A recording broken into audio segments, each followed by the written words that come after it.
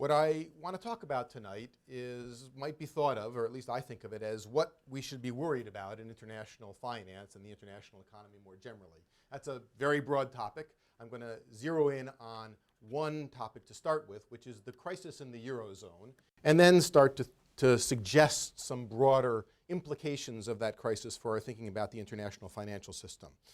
So let me start with the Eurozone crisis. And I start with the Eurozone crisis for a variety of reasons. First of all, there is little doubt that the most troubling aspect of the international economy today is the ongoing crisis in the Eurozone. This is the region of the world which has suffered most from the great financial crisis that began in 2007. It is the region that has recovered least from that crisis. In fact, the Eurozone remains mired in the aftermath of the crisis.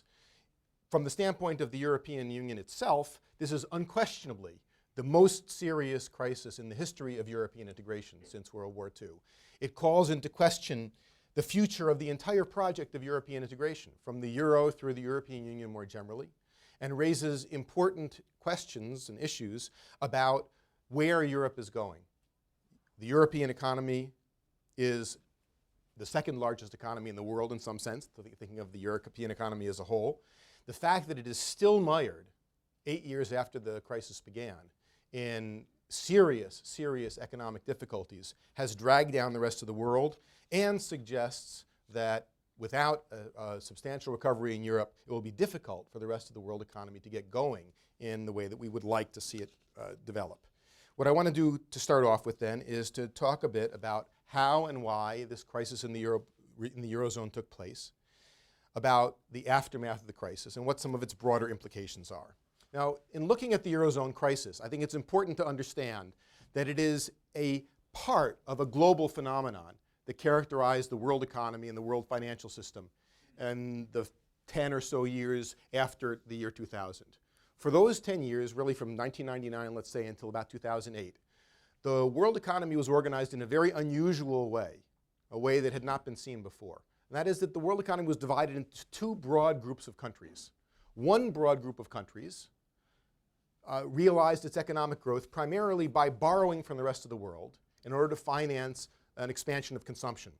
That was what we in the United States did, the United Kingdom, what I will be calling peripheral Europe, which is everything from Ireland through Spain, Portugal, Italy, Greece, and then Central and Eastern Europe. These are countries that borrowed very heavily, many trillions of dollars from the rest of the world, and used those borrowed funds to expand their consumption in a variety of ways. In some instances, the borrowed funds were used to finance budget deficits, but in most cases, including in the United States, the borrowed funds were used to finance an expansion of household consumption, especially in housing markets.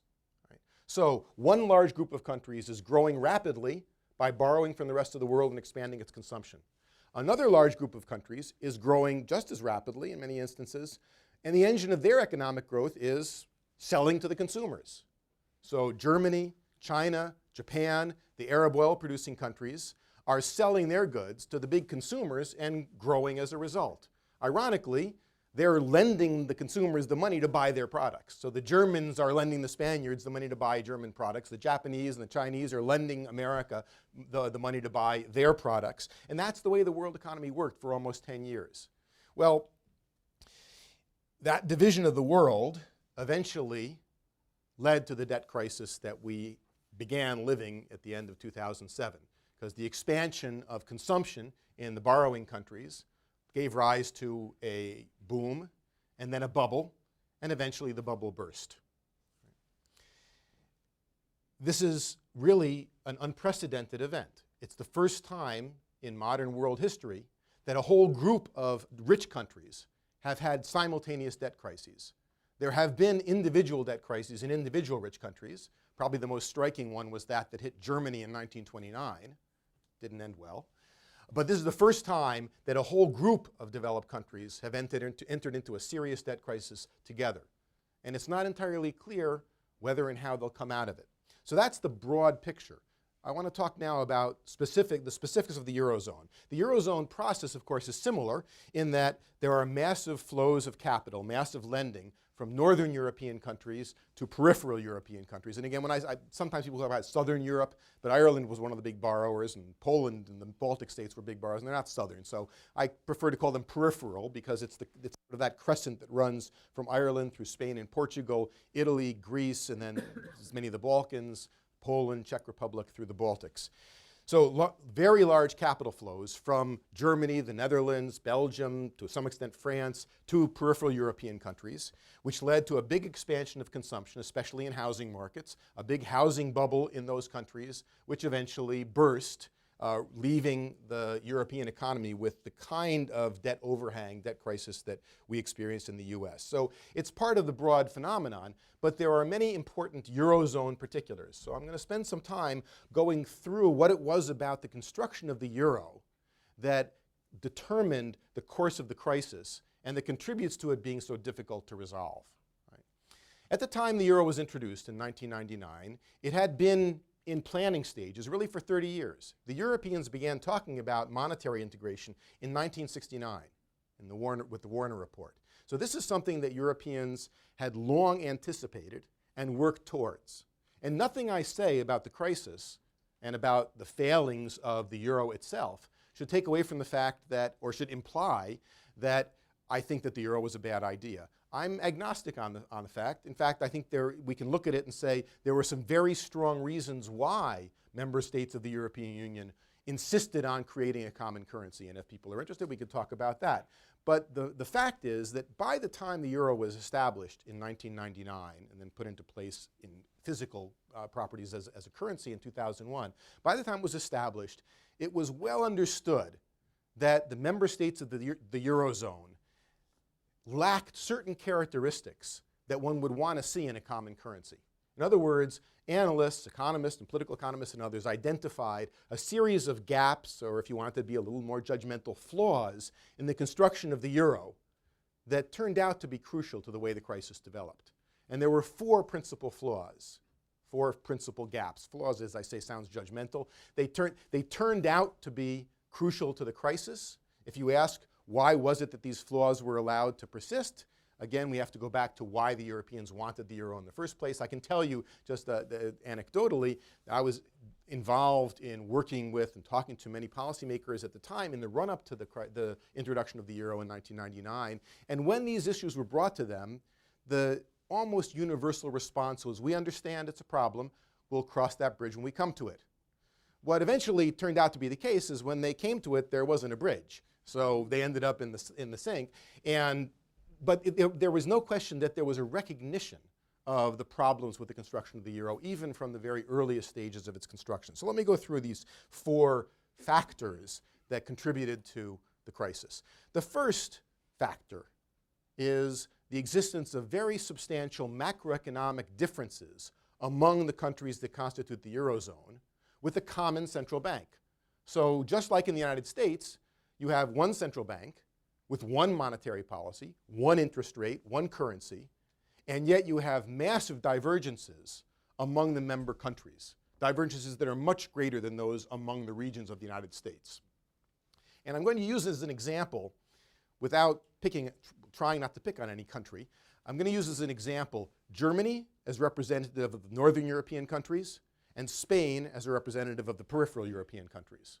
So at the time the euro is introduced, the German economy is stagnant. The Spanish economy is growing. It's not growing that rapidly, but it's certainly growing more rapidly than the German economy.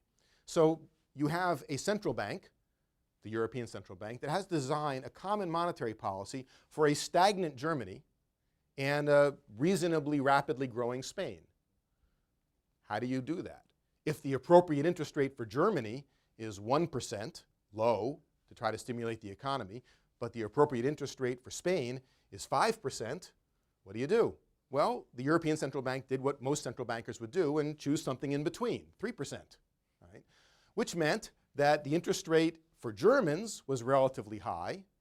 The interest rates for Spaniards was relatively low. The rate of growth in Spain meant that prices were rising in Spain at the rate of about 3 or 4% a year, while prices in Germany were flat. Right? So if you think of what it looks like to a German where prices are flat and interest rates are 3%, is lending might be a pretty good idea because you can earn 3% when investments in Germany aren't earning anything. If you're sitting in Spain and prices are rising 4% a year and the interest rate is 3%, you can borrow for nothing. You've got negative real interest rates. So you start with this macroeconomic divergence and a common monetary policy, and that leads to incentives for people in Germany, Northern Europe, to lend to people in Southern Europe, and incentives for people in Southern Europe, Spain, to borrow. You start there, and as capital starts flowing from Germany to Spain, it exacerbates or accentuates the process. The more money is lent from Germany to Spain, the more rapidly the Spanish economy starts growing. The more rapidly the Spanish economy starts growing, the more prices start rising. And especially prices of the things that most people are using the borrowed funds to buy, which is housing. So as more money, so the German banks lend money to Spanish banks, the Spanish banks lend money to Spanish homeowners, and you start to get a big uptick in housing prices in Spain.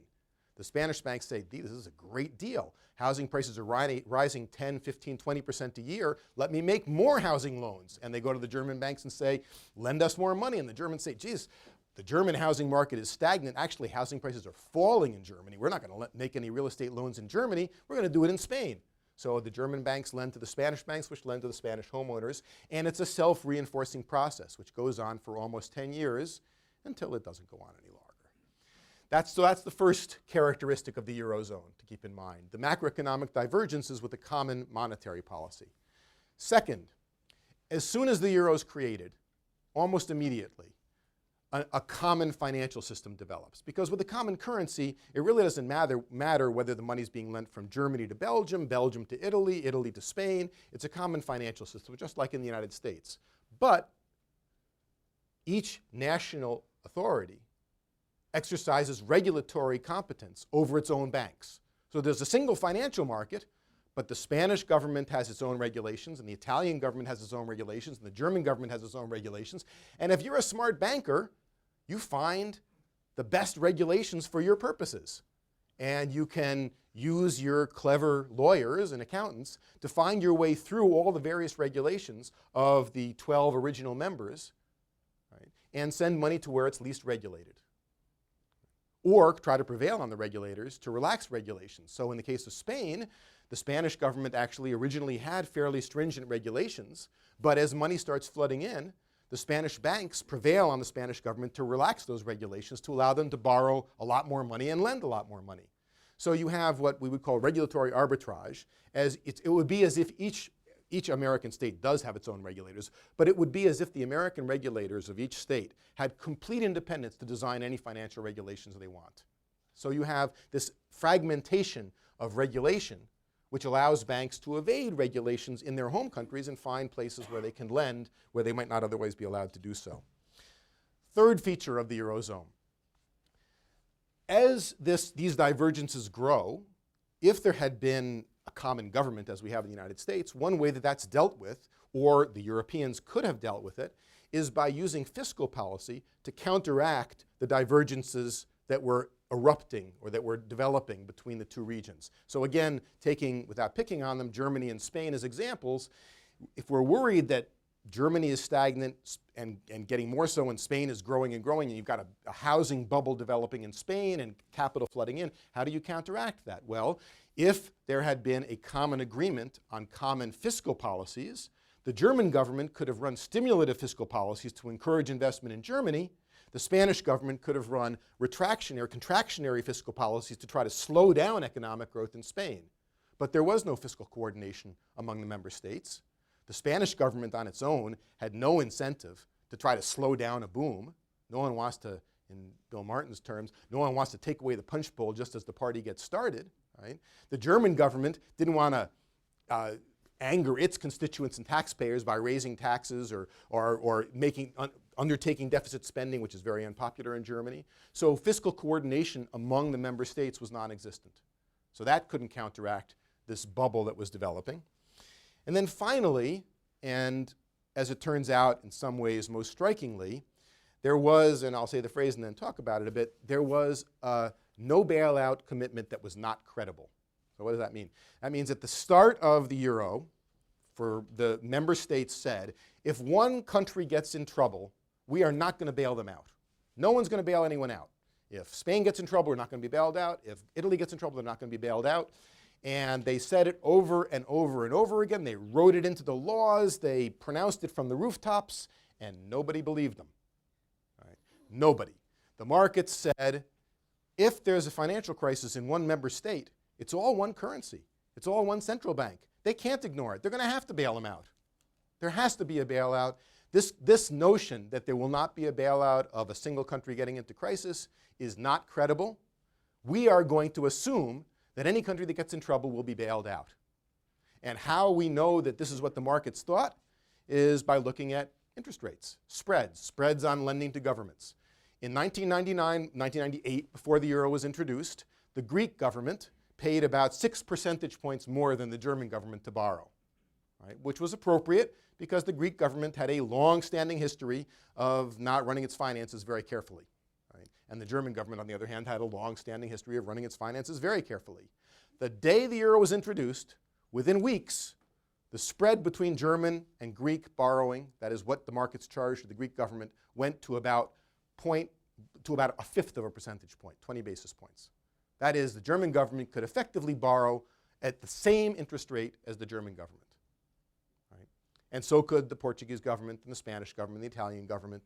So the markets priced in the expectation that if there were a financial crisis in one member state, it would be bailed out by the other member states.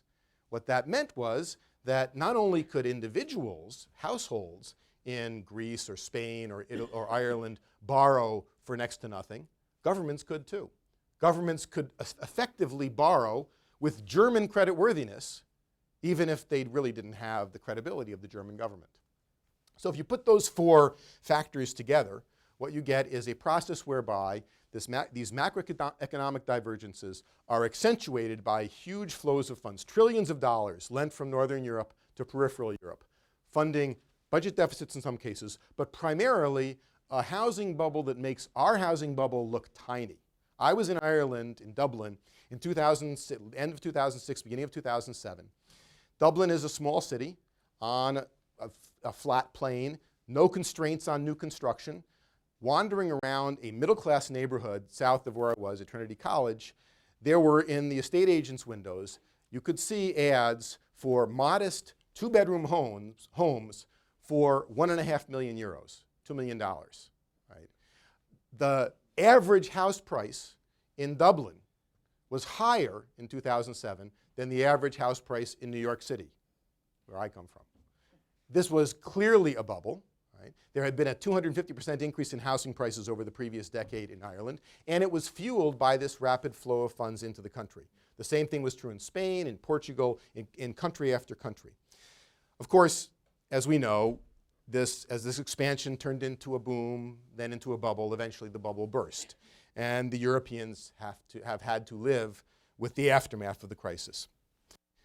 The recovery has been extraordinarily slow. In the average recession, in the European case, typically employment and output returns to pre-recession levels within 9 to 12 months. Today, Europe has gone through, by some counts, its third recession in 8 years. Economic output is still below where it was in 2007. Right? And I was talking to some students before and pointing out that if we compare the current crisis to the Great Depression of the 1930s, Europe is actually doing worse today than it did in the 1930s. That is, by 7 years after the crisis began in 1929, in 1936, the European economies had recovered to about, as a whole, to about 2 or 3% above where they were in 1929. Today, European output is 5 or 6% below where it was in 2007. So in the aggregate, the trajectory of the European economies today has been worse than it was during the 1930s Great Depression. Why does this look like such a different kind of crisis? Why does it not look like a cyclical recession? Because it's not a cyclical recession, it's a debt crisis. It's a debt crisis like we've come to know and worry about in countries like Thailand or Argentina or Brazil or Mexico or Malaysia, mostly developing countries. Most of the debt crises in history, really, going back to the 19th century, are in poor countries. But this is a wave of debt crises in some of the world's richest countries. And debt crises are different. They're different for economic reasons, and they're different for political reasons. The economic reasons have to do with what we call the debt overhang. That is, that a debt crisis leaves a society with a burden of accumulated debts, a burden that weighs down on economic growth and recovery. And to understand how it weighs down on economic growth and recovery, we can think of it from the standpoint of the creditors, the people who have lent the money, or from the standpoint of the debtors, those who have borrowed the money. From the standpoint of the creditors, what we have, and this is true of the United States as well, what we have is these are financial institutions that have lent trillions of dollars, some of which they know to be bad, and much of which they are very concerned may be bad.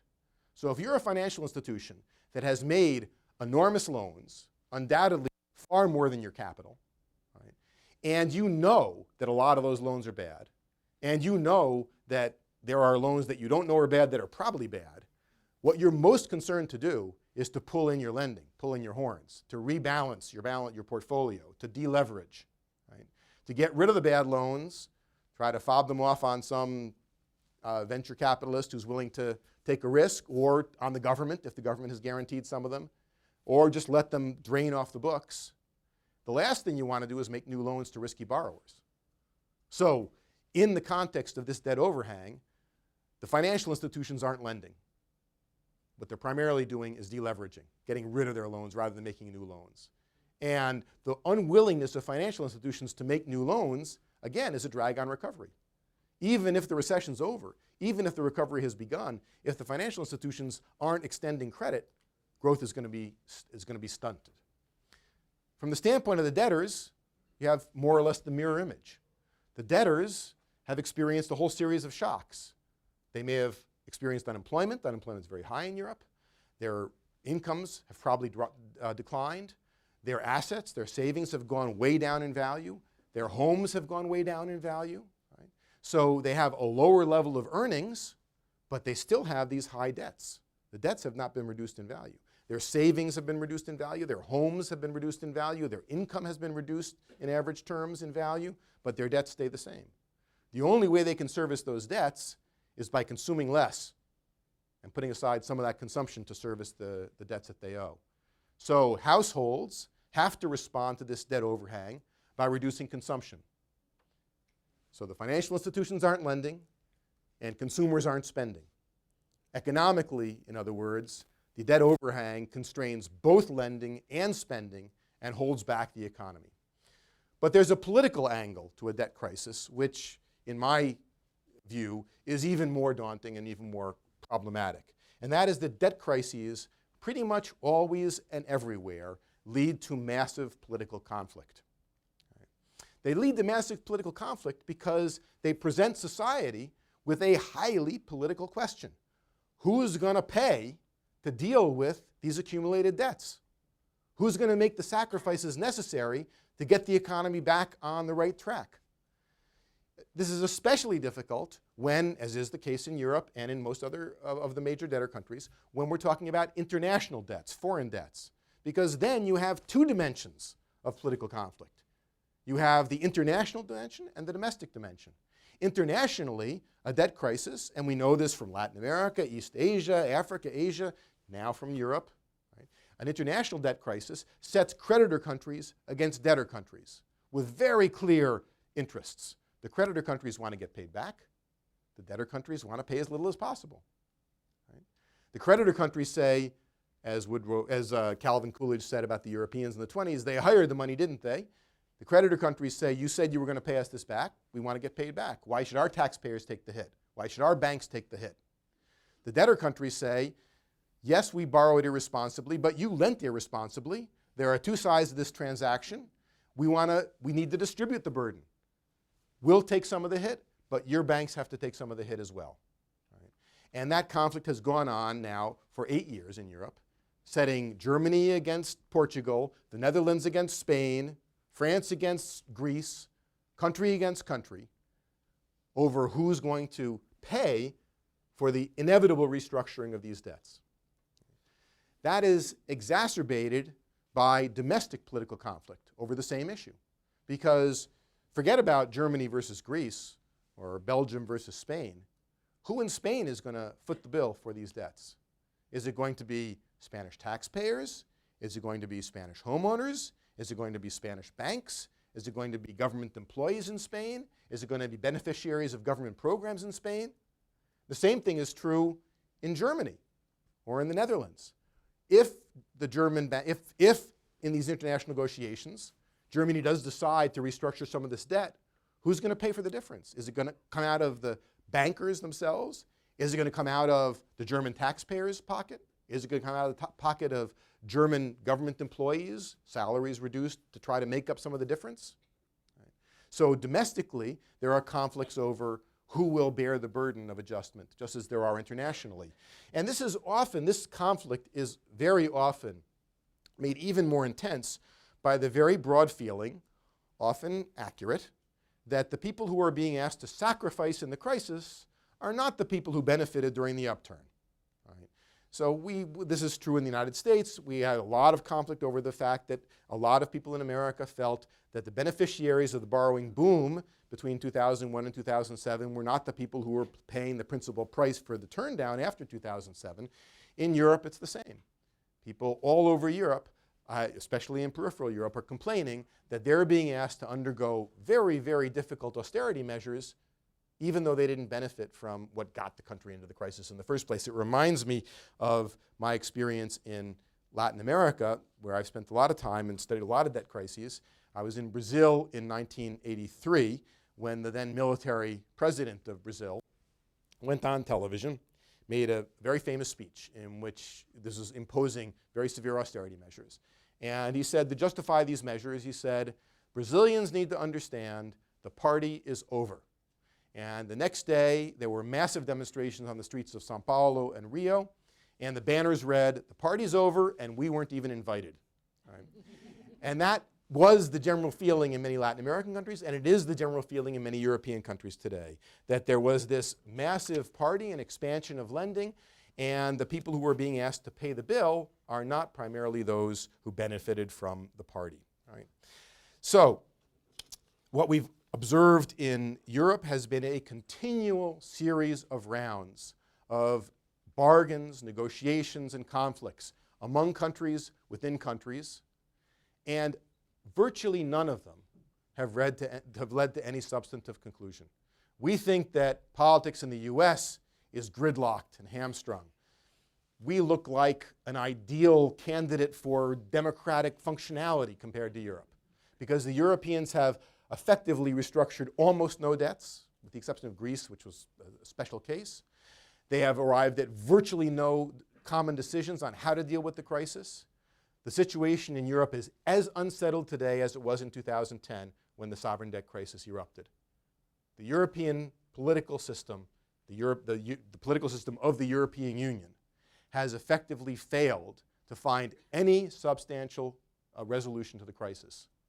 And to be honest, shows no real signs of overcoming its failure. And that's why so many people in Europe are so worried about what this crisis means for the future of the European Union.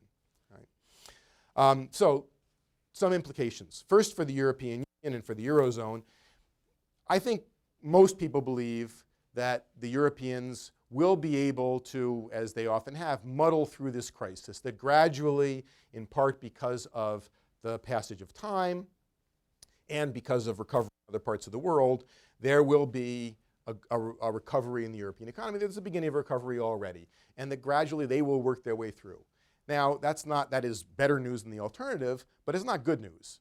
The Europeans will have lost, really, when we talk about the Latin Americans losing a decade, Japan losing a decade, the Europeans will have lost really 2 decades, because any of the gains made between 2000 and 2007 were wiped out by the recession, and it is likely that the current decade will show almost no economic growth. So we're talking really about 20 years of economic failure, with very serious implications for the future. The scariest number I know This was pointed out to me by a Spanish former graduate student of mine who's currently in Spain. Youth unemployment in Spain is 50%. So unemployment is 25%. Youth unemployment is 50%. Female youth unemployment, youth being 18 to 24, is 60%. And what Pepe told me is you have to realize what that means is that 2/3 of young Spanish women have never had a job. And we know that the first 10 years in the labor force really, in many ways, determine lifetime earnings. So in some sense, we're talking about a lost generation in Europe. A generation of people coming out of high school or college, wherever they are, and going 5, 6, 7, 8 years without being able to find work. So this is almost certain to have long-term negative effects on the economies of Europe, but also on the social structures. And the unfortunate fact is that, muddled through or not, the Europeans have not resolved the fundamental political impasse which remains. There have been a series of temporary measures. The ECB has undertaken a whole series of economic policies, many of them quite laudable. There has been some agreement on financial re-regulation, what the Europeans call banking union. All of these are steps in the right direction, I think most would agree, but the politics is still not worked out. There still is no agreement on who should pay, on who should deal with crises of this nature. And unless the underlying political disagreements are resolved, the next crisis, and there will be a next crisis, threatens to be just as contentious and maybe even more so. There are also some broader political implications. Debt crises typically, and now there is 200 years of historical evidence that's been looked at quite systematically, lead to political polarization. They tend to make people dissatisfied with democratic political institutions. They tend to drive people towards the extreme right or the extreme left. And we have certainly seen that in Europe. There is a relatively strong neo-Nazi party in Greece, for the first time in many, many years. There are strong, it is entirely plausible that the National Front in France, which was 10 years ago would have been considered a joke, may win the next election in France. It certainly came in first in the most recent European Parliament elections.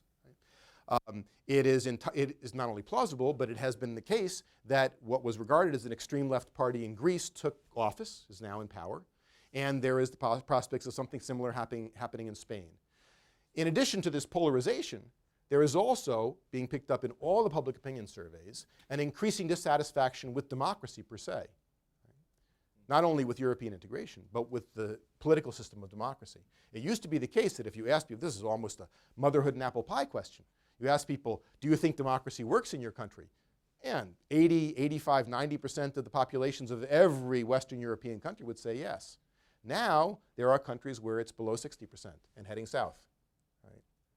If you're sitting in Spain with 25% unemployment and the government's not really doing anything about it, or in some of the Eastern European countries that are experiencing similar things, and you feel that democratically elected governments are not doing anything about your circumstances, you're probably one of those 35 or 40% that are saying the democratic system is not working.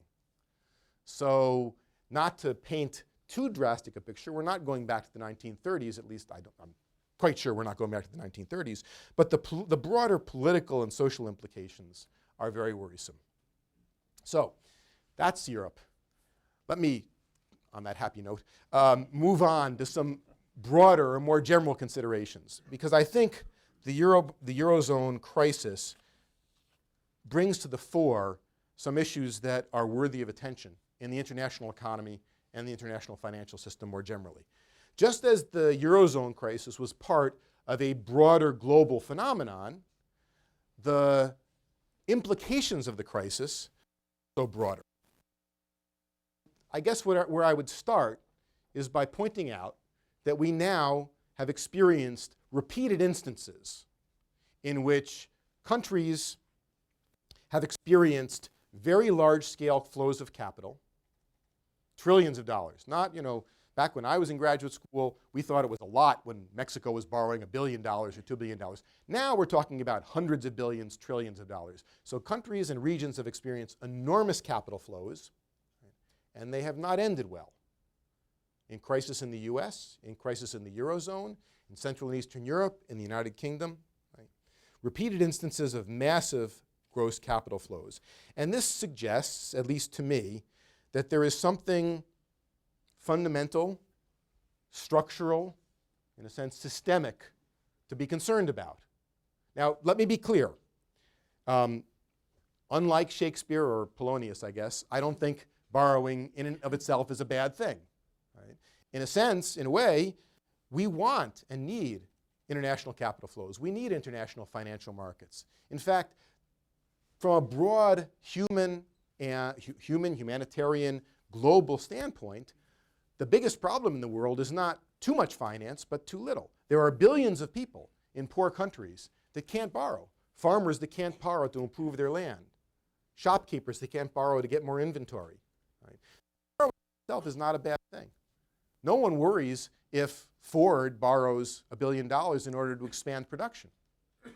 So nothing that I say is meant to imply that borrowing in itself is a bad thing. We want international capital flows to move money from where it is less needed to where it's more needed. But over the past 15 years, actually you could go back over the past 150 years, we have seen instances in which these international finance the potential for problems.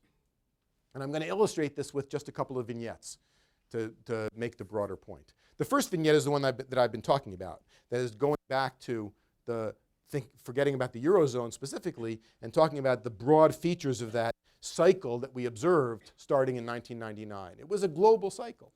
It affected the US, it affected the European Union, it affected countries around the world. And the general feature of that boom-bust cycle was that where you have these huge capital markets, these huge international financial markets, searching for yield, trying to find ways to increase their earnings. And that means that they will respond instantaneously with enormous amounts of money to relatively small differences in macroeconomic conditions. Just like in Europe, where you started with relatively small differences between Germany and Spain, and capital floods into Spain, you had something similar at the global level. Relatively small differences in underlying yield or macroeconomic conditions between the US and other countries, capital starts flooding into the US.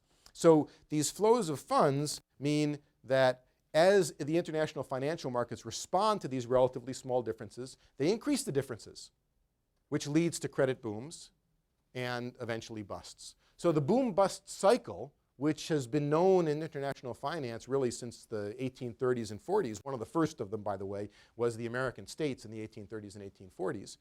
So this boom-bust cycle is something that previously seemed to be limited to developing countries. We were a developing country then, so it seemed to be limited to developing countries.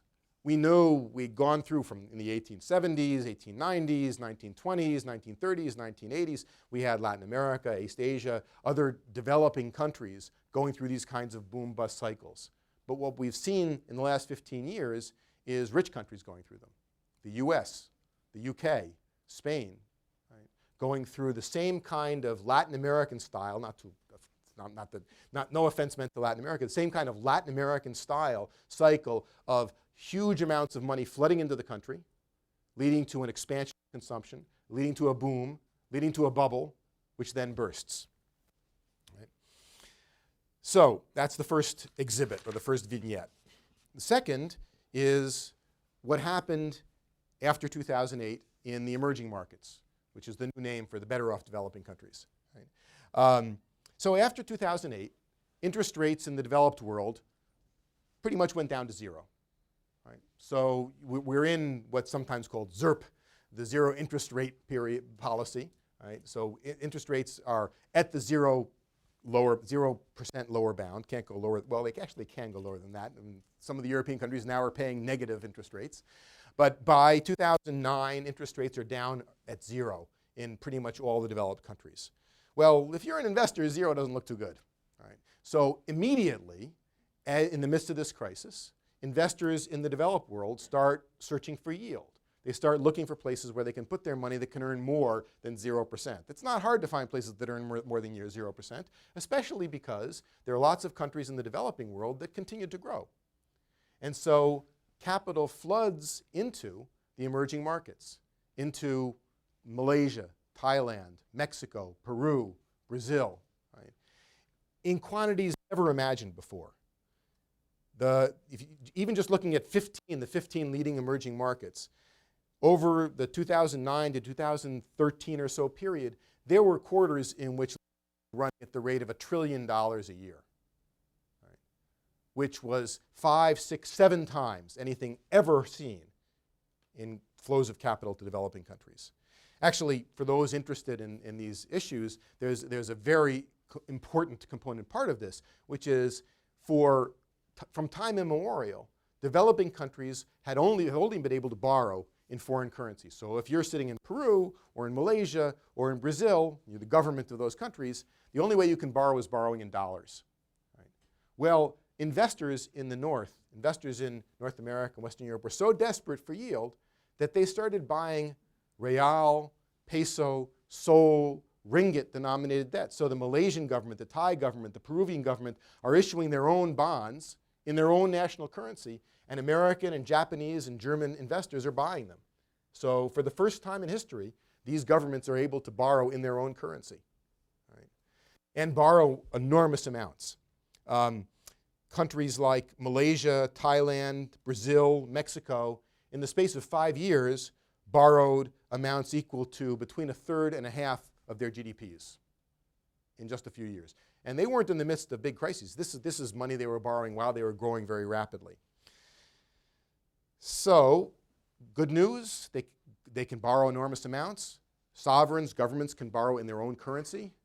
But along with governments borrowing in their own currency, corporations in these countries are borrowing, and they can only borrow in dollars or euros, especially in dollars. So you have, if you look at these 15 countries, their governments owe about $1.5 trillion in their own local currencies, but their corporations owe about $4 trillion in dollars. Economies boom, everything's going along well, until 2013 comes along and the Fed starts talking about, well, maybe we're recovering, and maybe the US economy doesn't need 0 interest rates anymore, and maybe we'll start raising interest rates sometime in the future. We're going to be patient for now, but maybe we'll start raising interest rates sometime in the future. And the markets say, whoa, if they're going to be raising interest rates in the future, I better get some. And $5 trillion floods out of the emerging markets and into the US dollar. The dollar skyrockets, these currencies collapse, right? And they find themselves in big trouble. Why do they find themselves in? Take the case of Brazil. The Brazilian real, the currency, $1 trillion, in the case of Brazil, somewhere between $500 billion and $1 trillion has come in. For the private companies owe it, it's in dollars. The real is very strong. The cheapest thing in Brazil is the dollar. You can buy dollars for nothing. All of a sudden you have what's called what was called at the time the taper tantrum, because the Fed was talking about tapering its quantitative easing, and money floods out of Brazil, and the real drops 30%. And all these corporations that are earning reals but have to pay back in dollars find that their real debt burden has increased 25, 30, 40%. And there's a wave of bankruptcies which threatens the entire Brazilian economy and puts the Brazilian economy, and not just the Brazilian, but many of these emerging market economies, in a position that's pretty similar to where the Spanish and other governments found themselves after 2009. Currencies collapsing, growing debt burdens, bankruptcies, defaults in the private sector, many of which have to be picked up by the government. So this is an example, again, of international financial markets which created enormous opportunities for developing countries, made it possible for these countries to borrow enormous amounts, and in some cases use the money wisely, but which also then, because of these rapid flows of funds, creates very, very serious problems that the countries have to confront. Right? There's the old saying about international financial markets and international financial flows is that they make the good times better but the bad times worse. And the way Ragnar Nurksi, who was the chief economist of the League of Nations, talked about this in the aftermath of the experience of the 1920s and 1930s, I think is probably pretty close to being accurate today. He said the experience of the past 20 years shows that international finance is like an umbrella that you get to hold, gets lent to you when the weather is good, and gets taken away as soon as it starts to rain. Right? So The common thread that runs through all these examples is that, in my mind, is that today's international financial system makes enormous cross-border flows of capital likely, even almost inevitable, in response to very small incentives. And that creates some great opportunities. It means that countries that do have lots of developmental prospects now have access to funds that they wouldn't have had access to 10, 15, or 15, 20, 25 years ago. But these capital flows can easily create the conditions for a very dangerous boom and bust cycle. That boom and bust cycle can drag down not just the individual borrowers that are directly involved, but the entire world economy. And this is the most pressing problem. So at some level, if the Spanish government or the Peruvian government or Spanish banks or Peruvian banks borrow too much and get themselves in trouble, you know, you could be, I don't know if you'd call it moralistic or whatever, cold-hearted and say that's their problem. They made the mistakes, let them live with it. The problem we face is not that Spanish banks, Spanish government, Peruvian banks, Peruvian government made mistakes and got themselves in trouble, but that the problems that they created for themselves are transmitted throughout the world and can drag down entire regions and the entire world economy. This is what we saw in Europe, for example, or in the United States. I mean, the United States is probably the quintessential example. Originally, when the crisis erupted at the end of 2007, during 2007, everybody around the world said, well, it's an American, quote-unquote, subprime crisis. Some of you will remember the crisis was originally called the subprime crisis. It was just an American thing. It's just a bunch of stupid American bankers lending it to stupid American borrowers. Who cares? It turned out to pull down the entire world economy. When the crisis first erupted in Greece, Europeans said, well, this is just a corrupt Greek government. Nothing to worry about. It ended up being transmitted throughout the entire European Union and pulling down the entire European economy, right? So this is an example, a specific example of something that's well known. A circumstance in which one country or one firm or one set of households can make decisions perfectly rationally that have powerful effects on the rest of the economy. Can, in other words, impose very serious negative externalities on others. When German banks or individual German banks decided to lend to Spanish banks, when Spanish banks decided to lend to Spanish households, when Spanish households decided to borrow, they didn't take into account, and they're not expected to take into account, the effects of their behavior on the European economy or the world economy. Right? They don't take those things into account. And so what happens is you get what, from a systemic standpoint, would be excessive lending by the banks, excessive borrowing by the firms and households. By the same token, when New York or Michigan monetary policies and can use monetary policy.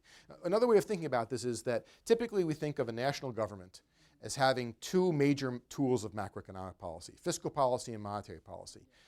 The member states of the Eurozone gave up monetary policy. And because their fiscal policies were not coordinated, to some extent they also had given up fiscal policy. The other major block, if you think of the Eurozone, the dollar, the US, Japan, still have fiscal policy and maintain monetary policy. So that's sort of a saving grace. That's one point. The second point is the one that you alluded to, which is I think there is a growing awareness, especially among monetary authorities, that there are really strong pressures for, and in some sense imperatives of, more coordinated monetary and financial policies. Now, I don't want to oversell this, but if we compare what the world looks like today to what it looked like 20 or 25 years ago, the level of cooperation among central banks, both on monetary policy and on financial regulation, is an order of magnitude greater. Right?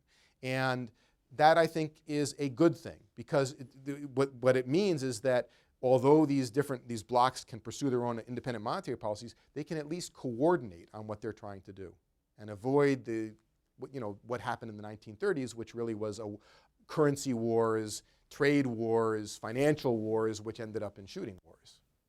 Right? So those are, I'm trying to be optimistic. Yeah. Students? How about you? Yeah. Okay. I promised I wouldn't call on people in the front row, but I'll call on you. Okay, does the boom and bust cycle you were talking about and the internationalization of global financial markets contribute to or affect the convergence of the developed and developing countries, or does it disprove this theory? And what role should the IMF play in regards to international aid to countries that are in trouble, such as Argentina or Right. Greece, when the worries of the debt default or debt in general, as in Argentina, can affect the global economy in this way? Okay, so the first part of the question was, how does what I've been talking about affect the possibility of convergence, by which we mean catching up of poor countries in the boom and bust cycle? And the second was the role of the IMF, both really important aspects. On the first, I'll reiterate what I said before and try to expand on it. I think that international financial markets create enormous opportunities for developing countries because they make capital available for countries that are lacking in capital. I mean, in some sense, there's only one thing worse than borrowing too much and getting into a debt crisis, and that's not being able to borrow at all. And most countries in the developing world can't borrow a cent. Right? Sub-Saharan Africa, much of South Asia, much of Southeast Asia, these are countries whose governments, whose firms cannot borrow anything internationally. And that's a problem because many of you may know of microfinance. There's these initiatives to make very small amounts of finance available to small farmers, small business people, shopkeepers, market owners, mostly women in Sub-Saharan Africa and South Asia. One of the biggest problems that developing countries face is an absence of financial opportunities. That is, finance, in some sense, is essential to economic growth and development. Because what does borrowing mean? It means that you're able to make investments that will increase your productivity and therefore allow you both to pay back your loans and to be better off. Right? I'm trying to think of that, if I should say every. So let me say virtually every country I can think of that has developed successfully, including the United States, did so with substantial inflows of foreign finance. We financed our canals, our railroads, our mines, many of our factories by borrowing from the rest of the world when we were a developing country. And if you look at the real success stories of the last 40 years or so, the Koreas and Taiwans and others, they were heavy borrowers in the initial phases of their economic growth and development. And the countries that can't borrow really, in many ways, are stuck in a low-level equilibrium trap. If you can't borrow and you don't have the resources of your own to finance new investments, you can be stuck for a long time. So I think there are great opportunities, but opportunities also involve risks. And I think I don't want to call it a trick, but the real question is, can the international system, to the extent that there is such a thing, find some way of making the opportunities available and reducing the risks? Right. So you mentioned the IMF. During World War II, the great powers came together and designed international institutions that they thought would make the opportunities available but reduce the risks. And they had some successes. But I think everyone would agree that the IMF and the World Bank have not been quite as successful as they might have been.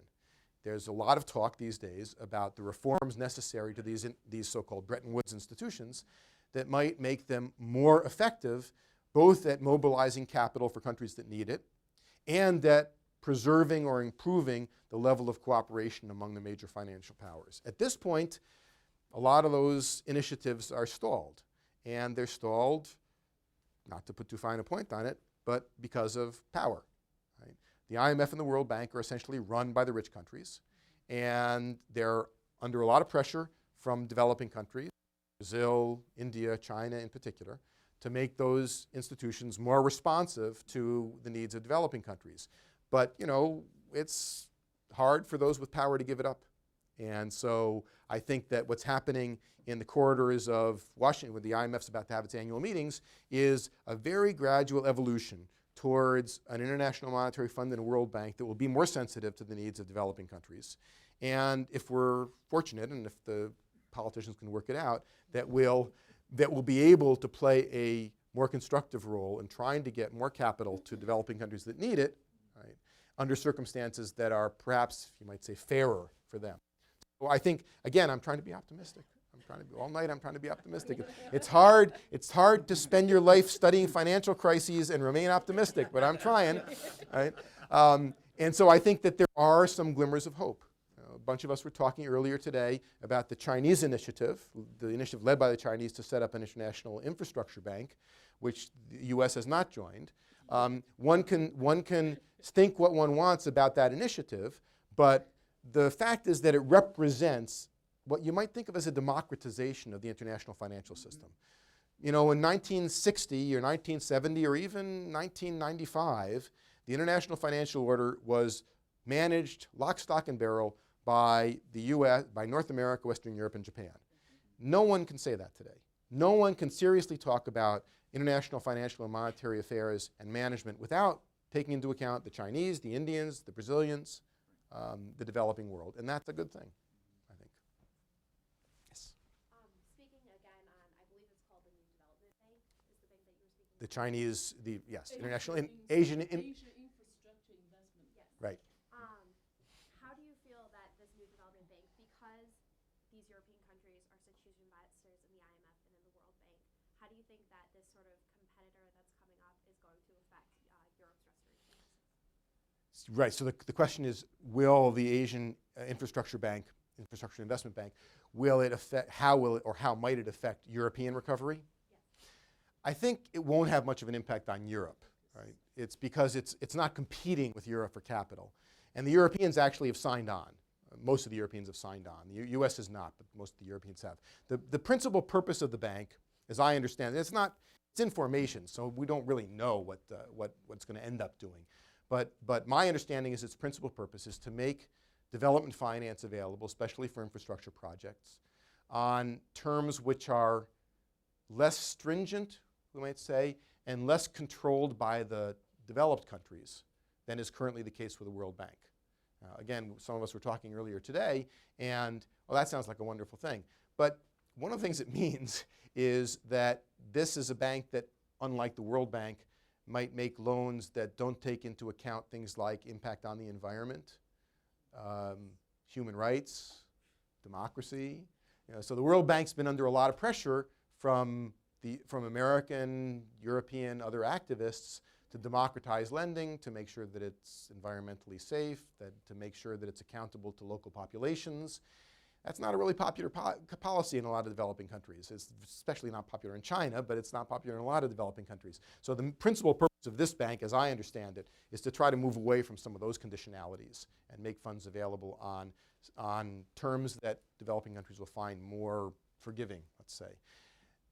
As for whether it affects the European problem, I would say it's orthogonal to it. It's not directly related.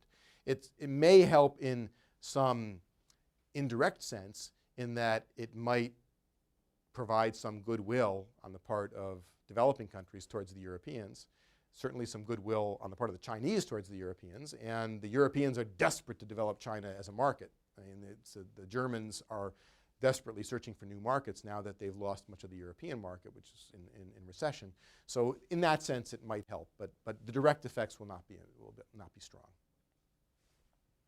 To avoid a crisis of this magnitude in the future with Europe, are they looking at the extremes of, a united fiscal policy throughout Europe versus, dissolution of the euro completely?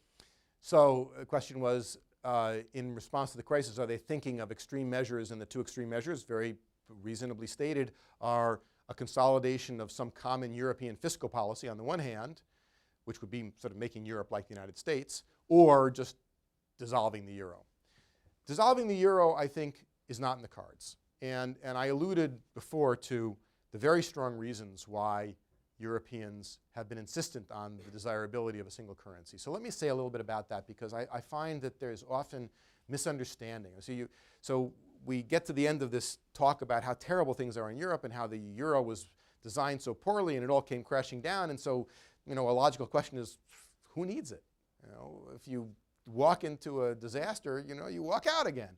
But the reality is not so simple. And there are two very strong reasons why the member states of the European Union have been so insistent on a common currency. The first is a purely economic one, and that is that there's a lot of evidence that sharing a common currency is a dramatic precipitant of or facilitator of cross-border trade and investment. Right? So the Europeans have a single market for goods and capital. But there is increasing empirical evidence, and I could cite some studies for you, that having a common currency has a bigger impact on cross-border trade and cross-border investment than the kinds of single market treaties that the Europeans have signed. I'll give you a specific instance. There's a Roberto Rigoban at MIT and his colleagues have a project called the Billion Prices Project, which actually they're up to about 5 billion prices. And so they use scanner data. So you can in this era of big data, you can get scanner data from like thousands of supermarkets around the world. So they literally have billions of prices from countries all over the world. And they've compared them. And looking at Europe, they asked the question, where are prices the same? And where do they move together? Right? So if you look in the United States, tube of toothpaste pretty much costs the same everywhere in the United States. And if the tube of toothpaste goes up 10%, it's the same brand. If it goes up 10% in New York, it's going to go up 10% in Boston, et cetera, et cetera. So they look in Europe, and what they find is that if the countries in Europe have currencies that bounce around against each other, then only 3% of the prices move together. If the currencies are locked together, like the Danish currency and the euro, they move together about 6% of the time. Within the Eurozone, they move together 65% of the time. So for all intents and purposes, the Eurozone has created a common set of prices which move together in the same way that prices move in the United States.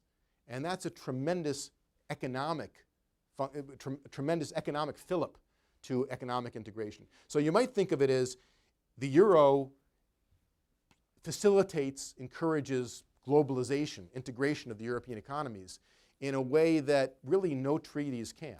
Right? Because with the common currency, which makes it so easy to move across borders, for firms to invest across borders, for goods to travel across borders, you get an integration of the market that cannot be achieved without a common currency. That's the belief, and there is increasing evidence for that. There's a second reason, which is a political economy reason. It is very difficult to sustain a single market if members of that single market have different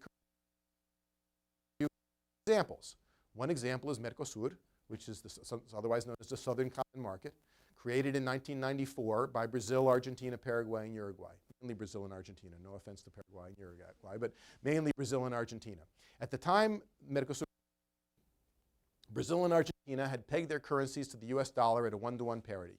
So a peso was equal to a real was equal to a dollar. Mercosur is created, trade barriers come down, and trade explodes between Brazil and Argentina. And everybody is enthusiastic about Mercosur. This is going to be a common market for Brazil and Argentina. It's going to make a huge market, big difference. In 1999, the by 40% against the peso. And when they did that, Argentina was flooded with cheap Brazilian products, and the Argentines couldn't sell their products in Brazil. In response, Argentine producers demanded trade barriers, pulling out of Mercosur.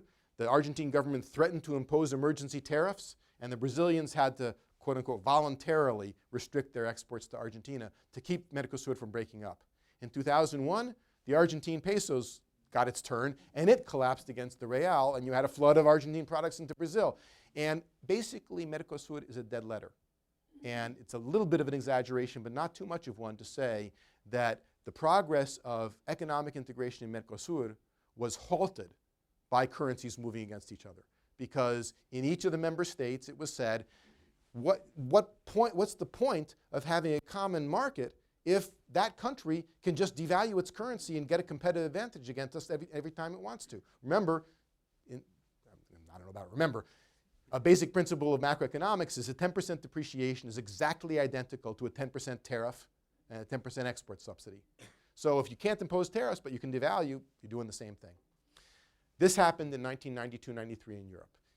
But in the 80s and into the early 90s, the Europeans locked their exchange rates against the Deutschmark. So they had a European monetary system where exchange rates were fixed against one another, and they adopted a single market. So they removed all barriers to trade. Everybody's happy. After 87, the single market is working, currencies aren't moving. Then the currency crisis hits. A currency crisis hit in 1992 because of German unification, too much to go into. But take my word for it, currency crisis hits. And a bunch of European countries, especially Spain and Italy, devalue 20-25% against the franc and the Deutschmark. And a flood of Spanish and Italian imports flood into Germany and France. And the German and French governments are facing massive political protests from their industries. And the French government actually threatened to impose 20% tariffs on Italian and Spanish goods in a single market, which would be like if the state of Michigan threatened to impose a 20% tariff on Wisconsin products. You can't have a single market if member states are imposing tariffs on one another. So the political economy part of the story is that it's hard to imagine a single market with separate currencies that move around against each other. Right? So that was all to explain why the Europeans are so, and I can't even remember the question. So the first was that's the dissolution of the euro. Okay, now I remember it. And so the other side was fiscal coordination. Well, you know, if you read your textbooks, you'll find that economic analysts have very simple solutions to these problems. It's very, very simple. All you need to do is what we do in the US. We have a single market and a common currency, and we have a fiscal federalist policy, which means that automatically, if one region of the country is doing badly, it gets money from the federal government, and it's transferred from the regions that are doing well. And we don't have to pass any laws. It's just the way it works. Because if a region's doing badly, so if unemployment is 15% in Nevada, then tax revenue from Nevada goes way down.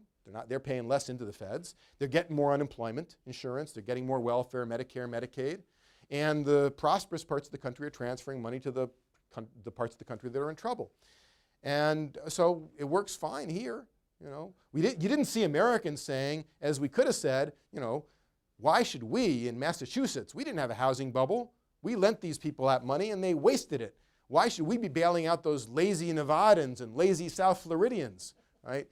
Didn't see that because it's one country in a fiscal federal union. So why can't they do it? Well, it took a long time for us to get there. By most standards, we didn't have a common currency until 1863, right? We had competing state currencies for much of the period from the 1820s to the 1860s. Right? Common currency, we didn't have a central bank until 1913. We didn't have fiscal federalism until, depending on how you count, the 1930s or maybe the 1960s. So it took us 150, 200 years to get to the point where we had a fully functioning fiscal federal union. The Europeans have been at it for a lot less time. So, and it's a very difficult thing to manage. I mean, another component part of this and something to keep in mind is if you're in the Eurozone, you're a government in the Eurozone, you've given up one of the two major levers of macroeconomic policy, monetary policy. You're really going to give up the only lever that remains, fiscal policy? That means the government's irrelevant. How many politicians want to make themselves irrelevant? How many people would like the politician? No, I won't say. So it's very, but to be serious about it, think of it not from the standpoint of a venal and corrupt politician, but of a politician who wants to serve his people, right? Who says, I can't give up fiscal policy. I can't delegate. I can't rely on the European Union to pursue a fiscal policy that's right for the Portuguese people or the Greek people or the you know, whatever, the Spanish people, right? If I let Brussels set the fiscal policy for Spain, they're going to starve us. They're going to be influenced by the Germans. The Germans are the biggest elephant in the china shop. No, elephant? Bull in the china shop, right? So you're trying to shut me up. I got one last question, if I may, please. Of course. United Kingdom. You haven't talked about UK and its relationship and the movement today that they would like to secede from the EU. Right. And what impact that might have, if any. Right. So the United Kingdom.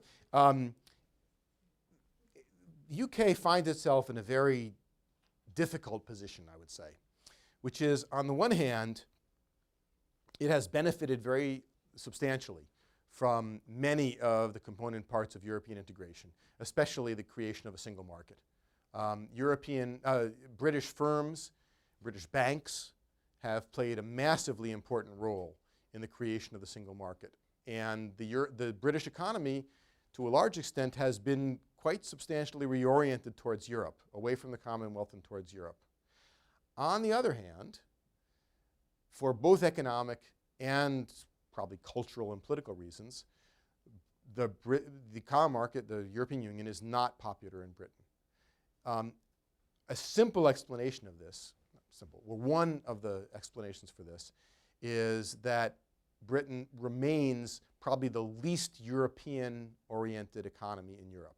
Still has strong ties with the Commonwealth, still has strong ties with the United States, It's a larger share of its economic activity is oriented to outside the European Union than any other European Union member. So there's a pull in the opposite direction.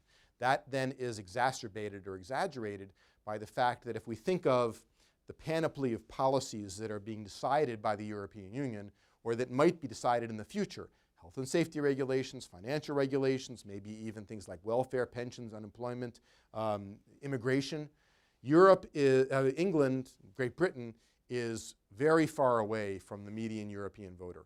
Right? So, you know, in some sense, the preferences of the average British citizen are very different from those of most continental Europeans.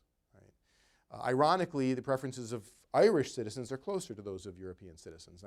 That's why one of the reasons Ireland is a very enthusiastic, a Euro-enthusiastic country.